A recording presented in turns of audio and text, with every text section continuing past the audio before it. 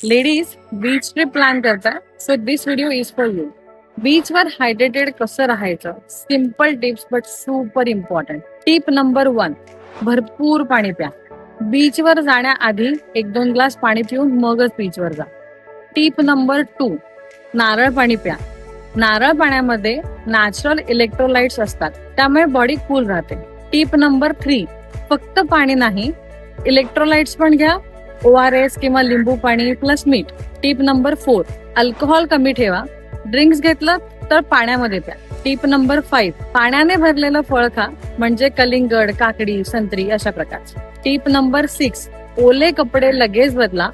Body dehydration होतं त्यामुळे आणि इन्फेक्शन्स पण आपण टाळू शकतो. टिप नंबर 7, थोडं थोडं पाणी प्या, एकदम जास्त नाही पण सीप सीप करत प्या. टिप नंबर 8, त्वचेलाही हायड्रेशन द्या. ॲलोजेल किंवा मॉइश्चरायझर वापरा न जाता.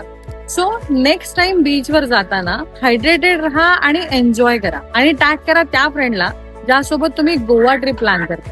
Always remember, stay hydrated, stay glowing. Your body deserves it.